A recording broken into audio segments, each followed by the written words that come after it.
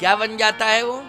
श्रवण मात्र पितुमति शारंग पानी, हृदय भगत मति सारंग पानी, हृदय भगत मति सारंग पानी।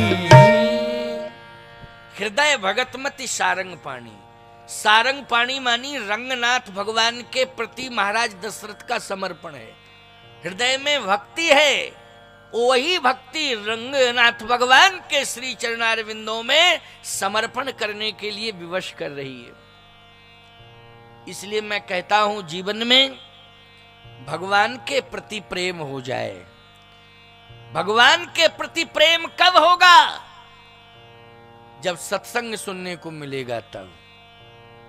क्या सुनने को मिलेगा? सत्संग सुनने को मिलेगा तब। इसलिए मैं कहता हूं कि संतान का जन्म ही ना होने पावे, इसके पहले माता पिता को सत्संग अवश्य ही सुनना चाहिए, क्योंकि गर्भस्थ अवस्था में भी सत्संग का प्रभाव पड़ता है। बोलो, पड़ता है कि नहीं? अभिमन्यु ने चक्रव्यूह वेदना, बोलो, मां सुभद्रा के गर्भ से ही सीख लिया था कि नहीं? उस समय अभिमन्यु का जन्म नहीं हुआ था, लेकिन कथा अर्जुन ने सुनाई और सुभद्रा जी ने सुनी। अच्छा बोलो भैया, अभिमन्यु का जन्म हुआ कि नहीं हुआ? हुआ। लेकिन अभिमन्यु चक्रव्यूह में प्रवेश करने वाला रहस्य गर्भ से ही समझ के आया था कि नहीं? बस गलती ये हुई कि मां सो गई।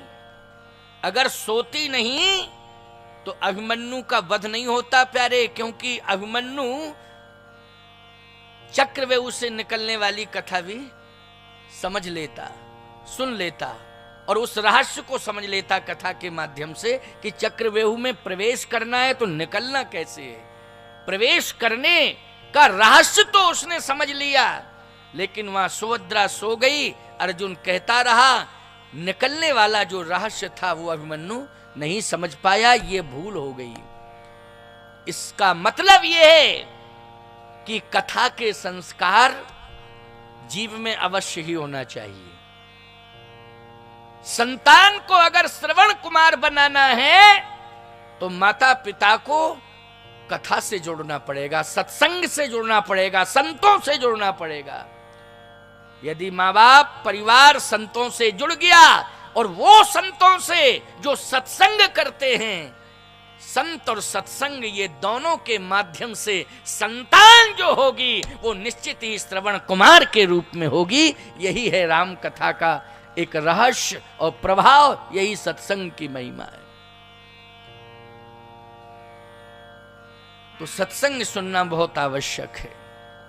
बिन सत्संग विवेक न होई, राम कृपा बिन सुलभ न सोई।